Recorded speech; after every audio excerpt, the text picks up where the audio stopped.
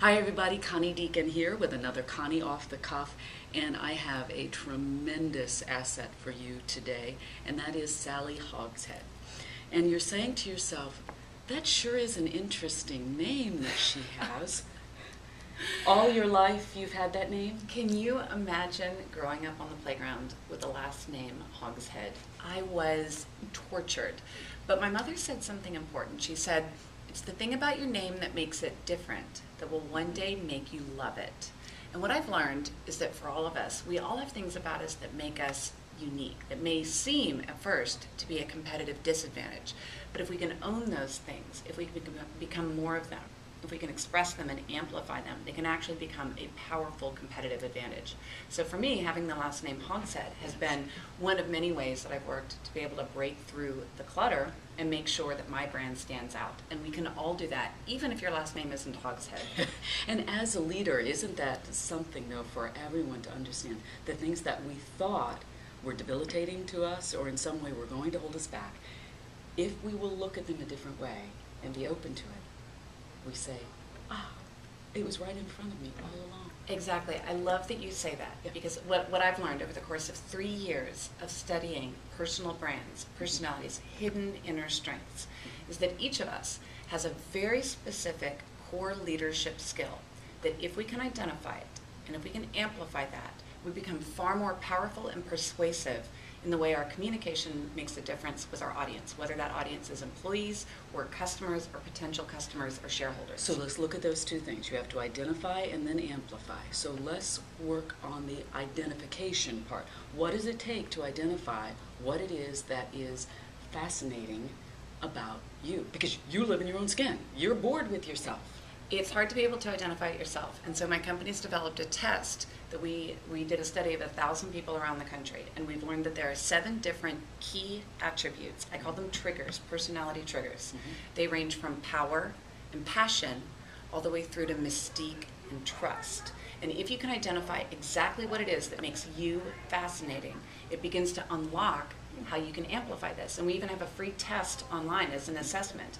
The name of the test is F-Score Test. It's F-Score Test, like Fascinate Score Test, to help you figure out what makes you persuasive and captivating. Right. It lives on my website at sallyhogshead.com. Okay, so they can find that, take the test, and it is a self-test. Can you get it wrong? The test is created to not identify how you see the world, but how the world sees you. So unlike a Myers-Briggs, or unlike StrengthsFinder, which is about how you, the world, the filter through which you see the world, this is the opposite. We've had 50,000 people take the test.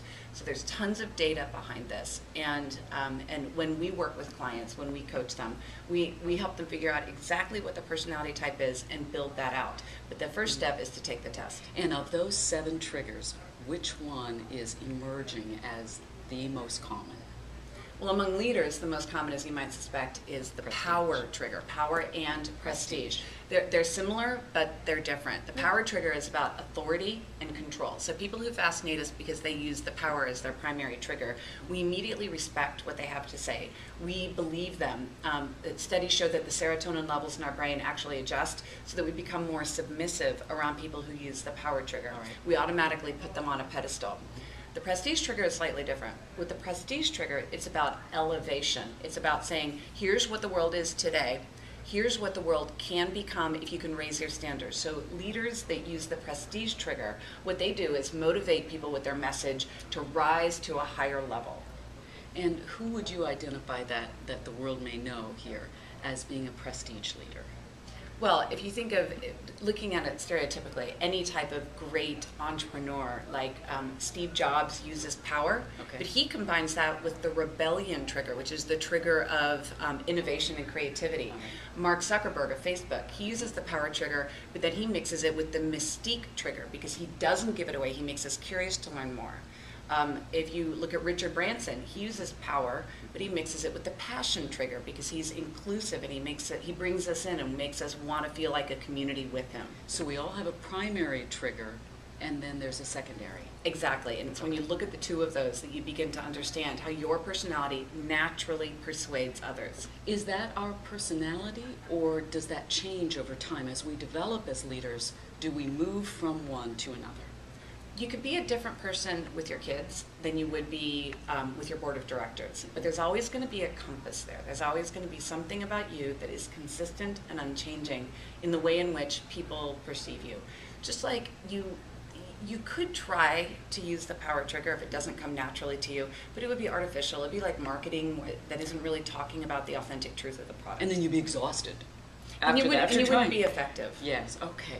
How did you come up with this, and how did you decide this is something that can really serve people? Why did you get fascinated with Fascination?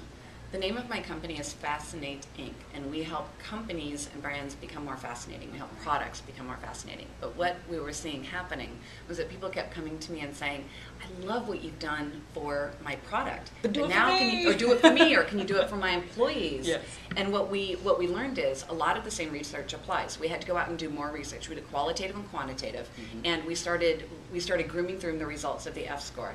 And what we found was there are very specific patterns, very predictable patterns that if you can begin to identify, if somebody has this personality trait, they're very likely to have the following watch-outs. Passion people, for example, Right. They tend to be warm and generous and open and inclusive and playful, very creative. The problem is sometimes as leaders, they can become too sensitive to outside influence. They can be unpredictable, and people feel loved by them, but sometimes the respect can falter if they don't have that strength of authority.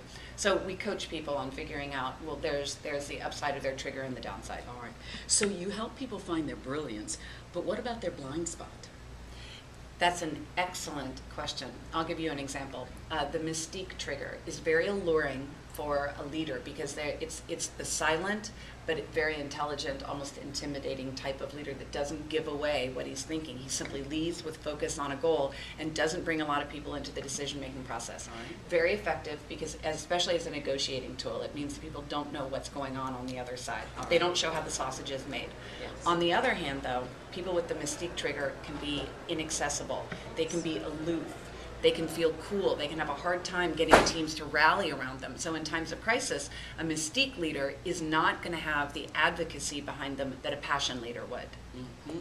And so what is your strength can, in different situations, turn into something that off-puts people and no longer influences them, but influences them to not follow you. Exactly. Instead of creating positive influence, You're people want to repelling. buy in and yes, and support you. Yes. It can become a handicap for Okay. you. And the important thing is not to change who you are. The important thing is to know that and be aware of it, so that mystique people can understand they need to be more accessible, or passion people need to be more grounded. Okay, so we've looked at then identifying, which they can do on your test.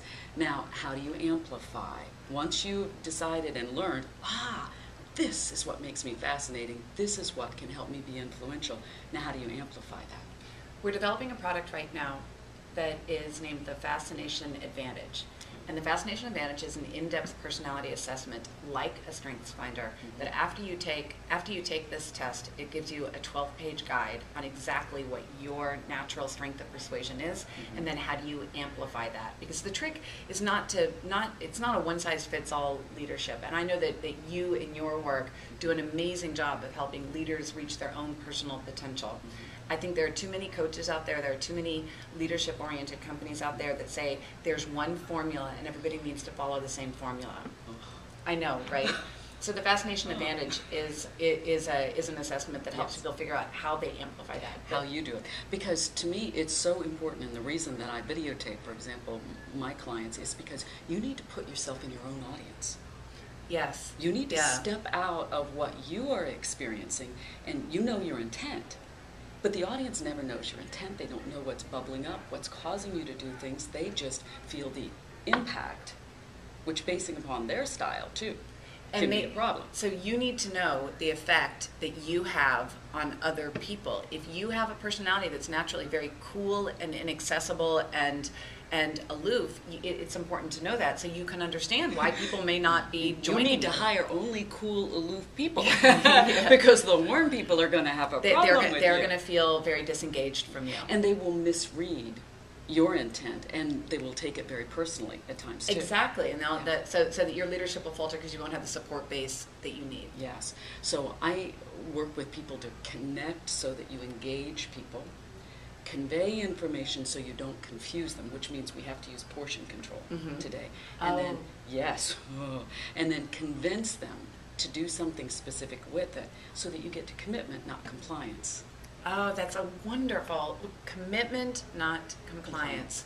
I love that. Well, good. I love that. Well, good. I'm glad to hear that. You have magnificent prestige. When you talk, it immediately makes me feel as though the message, not just you are elevated, but your message is elevated and valued. And I know that your tribe believes that. Here we are. I want you to be able to take all of this in and learn some more about Sally. So it's sallyhogshead.com. Yes. And you've got to see the tagline. It's my rebellion trigger. Yes, and it says what? Something like... When you go to my website, it says, a hogshead is a barrel that holds 62 gallons. So what's your last name, smartass? Okay, and that does tell us a little bit more about you. It tells you a little bit about the brand, that my brand is most effective. I am most effective when I can help people push outside of their comfort zone, when I can show them something new about themselves. And so that's actually an important part of the portal of accessing my brand. That you may not use the word smartass in your brand, but you understand that it works for you. And it works for me to help people understand what they can use to express for their own audience. Yes. For me to say it wouldn't sound right, but let's say it together as we will here, as we sign off here and say, go out there and influence your world, and let's add your special word to the end of it, smartass, okay? Yes. So everybody get out there now and influence your world. Smartass. That was wonderful. Oh, I love you. You're fun.